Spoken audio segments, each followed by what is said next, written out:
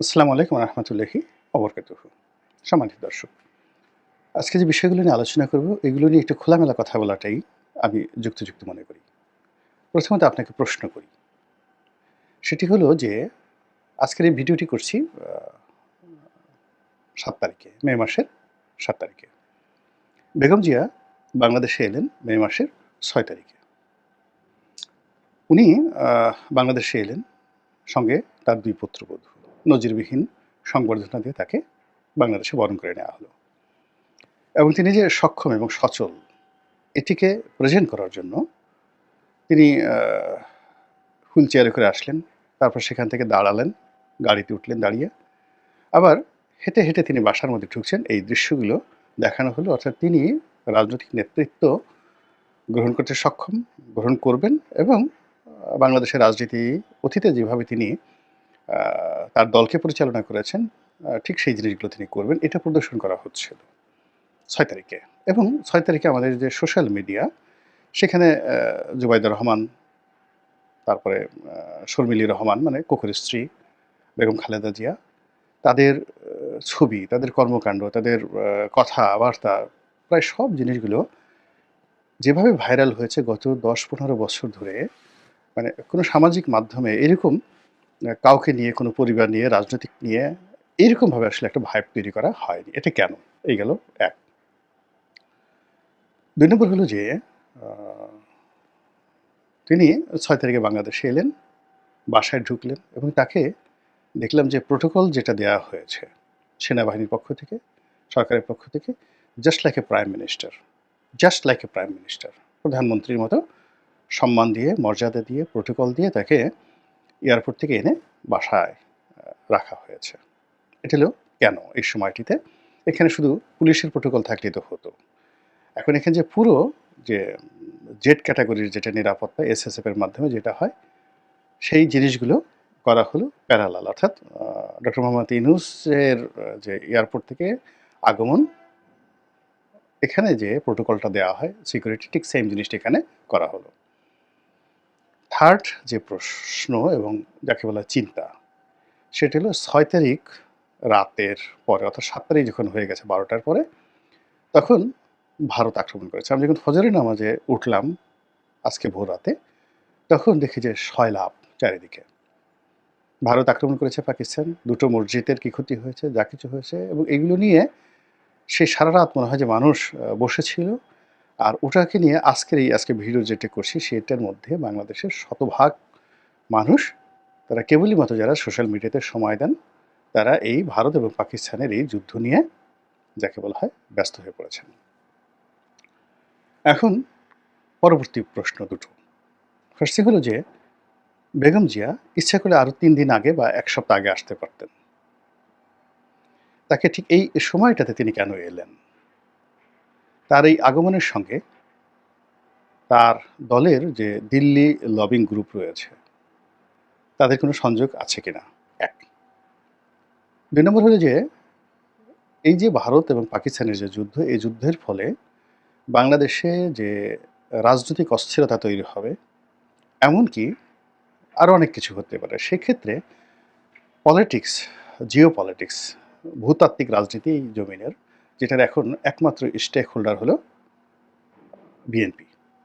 তো সেক্ষেত্রে ঐক্যের প্রতীক রূপে বেগম জিয়াকে বসিয়ে তারপর এই জায়গাটিতে ভারত একটা স্থিতিশীল অবস্থা রাখতে চাচ্ছে তাদের পক্ষের পলিটিক্যাল ফোর্সকে, এবং তাদের যে এখানে অন্যান্য এজেন্ট রয়েছে, দাবিদার রয়েছে বিভিন্ন সেক্টরে, আমি ডিটেলস বললাম না, তাদের সঙ্গে এই পলিটিক্যাল যে স্ট্যাবিলিটি, এটার একটা connectivity next to the power, next তোমাদেরকে পাওয়ারে নেওয়া হবে, যেটা নিয়ে জামাতপন্থী যে সমস্ত সোশ্যাল অ্যাক্টিভিস্ট রয়েছেন তারা নানা রকম অপপ্রচার করেছেন, এবং তারই অংশ হিসেবে বেগম জিয়া কি বাংলাদেশে এলেন কিনা। এবং উনি যদি একা থাকেন, আগের মতো নন পলিটিক্যাল একা থাকেন, সেই নন পলিটিক্যাল অবস্থাতে উনি যখন ইংল্যান্ডে গেলেন, তার আগে যেভাবে ছিলেন, সেই একা থাকার ফলে তার পক্ষে অনেক কিছু ম্যানেজ করা সম্ভব ছিল না। ফলে তাকে সাপোর্ট দেওয়ার জন্য সব দিক থেকে দিনের বেলা খালেদা জিয়ার দেশে ফেরা এবং রাতের বেলা ভারত পাকিস্তানের যুদ্ধ নিয়ে গুরুত্বপূর্ণ তথ্য দিল গোলাম মাওলা রনি। হয়েছে। এরকম একটা আলোচনা কি আপনি করতে পারেন না? বা এই ধরনের প্রশ্ন কি আপনার মনের মধ্যে আসতে পারে না? আর এরকম যদি 1% এরকম কোনো ঘটনা ঘটে থাকে যে না ঠিক আছে, 99% হলো যে না এমনিই ঘটনা ঘটে গেছে। তারা আসছেন, তারা দেশে আসবেন না তো করবেন কি? তারা নির্বাচনের জন্য প্রস্তুতি নিবেন। তারপরে শেষে তার পুত্রবধূরা আসবে, বরং সবাই আরো বলার চেষ্টা করছেন যে হয়তো তারেক রহমান সাহেব আর কদিন পরে আসবেন। এটা নরমাল কোর্স। আর যুদ্ধটা একটা অ্যাক্সিডেন্ট। এটাকে আপনি 99% আপনি বৈধ দেন। কিন্তু 1% আপনি চিন্তা করেন যে এখানে যে যুদ্ধটা, সেই যুদ্ধের যে মাস্টার প্ল্যান, সেই মাস্টার প্ল্যানের মধ্যে এটাও অন্তর্ভুক্ত থাকতে পারে। এবং তাই যদি হয়, তাহলে কি ধরনের ঘটনা ঘটতে পারে? এটা নিয়ে একটু আলোচনা করুন। আরেকটি বিষয়, ঠিক একই সময়টিতে, প্রায় একই সময়টিতে প্রধান উপদেষ্টা ডক্টর মোহাম্মদ ইউনূস তিনি বিমান বাহিনীর একটি অনুষ্ঠানে খোলামেলা বলেছেন, তখনও যুদ্ধ শুরু হয়নি, যে যেভাবে যুদ্ধের দামামা বাজছে, তো সেক্ষেত্রে আমাদেরকেও যুদ্ধ প্রস্তুতি নিতে হবে। এটা না নেওয়াটা বোকামি। এবং ওনার এই কথার মানে আপনার দ্বিমত করার মতো একটা সিঙ্গেল জিনিস নেই। যেকোনোভাবে হোক না কেন আপনাকে যুদ্ধের প্রস্তুতি থাকতে হবে। এই কথাটা বলেছেন। এবং তিনি যখন এই কথাটা বললেন, এই কথাটা তিনি তো এমনি, এমনি বলার কথা না।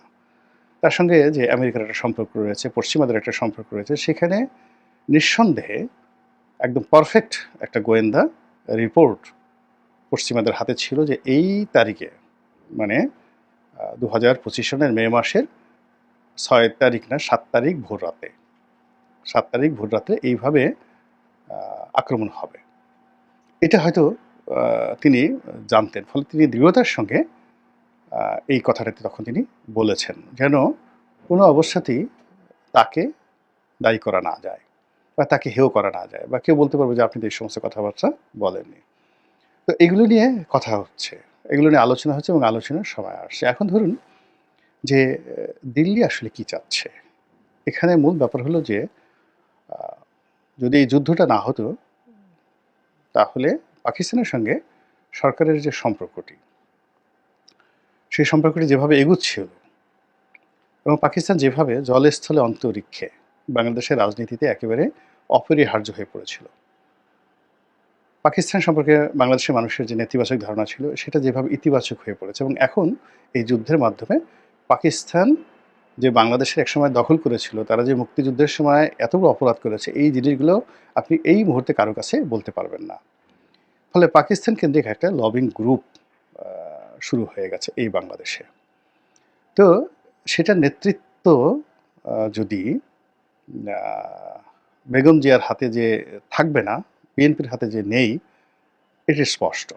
এটি আ মূলত ডক্টর মোহাম্মদ ইউনূস কেন্দ্রিক। অর্থাৎ এখানে যে পররাষ্ট্রনীতি, অর্থাৎ আমেরিকা, পাকিস্তান, বাংলাদেশ, এটি থ্রু প্রপার চ্যানেলে হচ্ছে আ ডক্টর মোহাম্মদ ইউনূসের মাধ্যমে।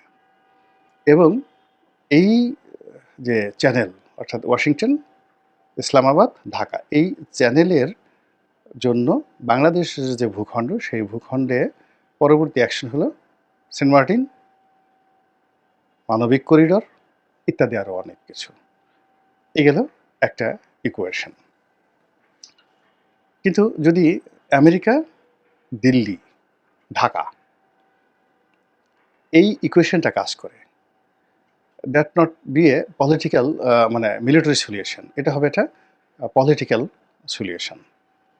এবং সেই পলিটিক্যাল সলিউশনের জন্য এই America, Delhi, Dhaka, doctor Mohammad Yunus, NCP, Islamic দলগুলো এখানে মানে গণনার মধ্যেই তারা পড়বে না। সেখানে কেবলমাত্র আওয়ামী লীগ, আওয়ামী লীগের বিকল্প বি টিম হিসেবে বিএনপি। এবং বড় যে দল হিসেবে বিএনপির সঙ্গে যে এই যোগাযোগগুলো হচ্ছে বিভিন্ন সেক্টরে, এটা আবার বিএনপির যারা প্রতিপক্ষ এই মুহূর্তে যারা রয়েছে, তারা টের পেয়ে যাচ্ছেন এবং তারা ১০ মুখে এই বিএনপি দিল্লির দালাল, ভারতের দালাল ইত্যাদি, ইত্যাদি বিভিন্ন রকম কথাবার্তা বলে যাচ্ছেন। ফলে বুঝতে পারছেন যে আমরা যেভাবে সবকিছু সহজভাবে দেখছি, পর্দার আড়ালে কিন্তু সব ঘটনা সহজভাবে ঘটছে না। আমরা যেভাবে রাতের ভোটকে দেখেছি, আমির আমির যে নির্বাচন যেভাবে দেখেছি, যেভাবে শেখ হাসিনাকে দম্ভ করতে দেখেছি নভেম্বর মাসে, মানে ২০২৪ সনের যে তাদের পতন হলো আগস্ট মাসে। তো আপনি যদি ২০২৩ সনের নভেম্বর থেকে একেবারে জুলাই পর্যন্ত মানে জুন পর্যন্ত আপনি শেখ হাসিনাকে দেখেন, মানে কিয়ামত পর্যন্ত আওয়ামী লীগের ক্ষমতা যাবে, এটা কিন্তু তারা কেউ কল্পনাও করেনি, আমরাও করিনি। কিন্তু পর্দার আড়ালে প্রকৃতি খেলেছে। পর্দার আড়ালে বিশ্বের পরাশক্তিগুলো খেলেছে এবং সেখানে একটা নেটের মধ্যে গিয়ে এমন ধরা পড়েছে আওয়ামী লীগ, যেটা আপনি আমি কল্পনাও করতে পারিনি। এখনও ঠিক এইরকম বাংলাদেশে যে ঘোলা পানির রাজনীতির যে ঘোলা পানি কিংবা রাজনীতির যে কালো পানির যে যুদ্ধ শুরু হয়েছে, একটা হলো রাজনীতির যুদ্ধ বাংলাদেশের মধ্যে, আর একটা হলো ভারত পাকিস্তান যুদ্ধ। এই যুদ্ধের মধ্যে তৃতীয় আরেকটি যুদ্ধ চলছে, কোন বনেগা প্রাইম মিনিস্টার, বাংলাদেশের কে হবে প্রধানমন্ত্রী, কে হবে রাষ্ট্রপতি। এবং তা নিয়ে যে সকল কথাবার্তা শোনা যাচ্ছে, বা আপনি এগুলো যদি একটু কাউন্ট করেন, গণভবন, বঙ্গভবন, যমুনা কিংবা ফিরোজা, ক্যান্টনমেন্ট, সেক্রেটারিয়েট, পুলিশ সদর দপ্তর, এই জিনিসগুলোর আচরণ, এগুলো সব যদি কানেক্টিভিটি করেন, আপনি মানে যা কিছু বুঝবেন, আমার কিছু বলতে হবে না। এটা হলো মে মাস, জুন মাসের 7 তারিখে 12 তারিখে কুরবানি হতে যাচ্ছে, ঈদুল আজহা। সে উপলক্ষে নজিরবিহীনভাবে সরকার 10 দিনের সরকারি ছুটি দিয়ে দিচ্ছে সরকারি অফিসগুলোতে। এই বাংলাদেশে একসাথে এক নাগাড়ে এইভাবে সরকারি ছুটি, অফিস আদালত 10 দিন বন্ধ থাকবে, এই ঘটনা কখনো ঘটেনি। নর্মালি যখন ব্যবসা বাণিজ্য চাঙ্গা থাকে, তখন সরকারের অনেক অফিস, বিশেষ করে ব্যাংকগুলো ঈদের দিন পর্যন্ত খোলা রাখা হয়। ঈদের দিন সকালবেলা ব্যাংকের অনেকগুলো ব্রাঞ্চ কিন্তু খোলা হয়। এখন আমরা যা কিছু করছি, ব্যবসা করছি না, এবং সব জায়গাতে কিন্তু হাজারো সমস্যা রয়েছে। ফলে এখানে যে ঘটনাগুলো ঘটছে, সেই ঘটনা দেখে তৃপ্ত হয়ে ভূগোল বাজালেই হবে না। ঘটনার পিছনে ঘটনা, এগুলো চিন্তা করতে হবে, ভাবনা করতে হবে। তাহলেই হয়তো তুলনামূলকভাবে পরিবেশ এবং পরিস্থিতি আমরা নিয়ন্ত্রণ করতে পারবো। আল্লাহ আমাদের সবাইকে হেদায়েত দান করুন এবং হেফাজত করুন। আসসালামু আলাইকুম ওয়া রাহমাতুল্লাহি ওয়া বারাকাতুহু।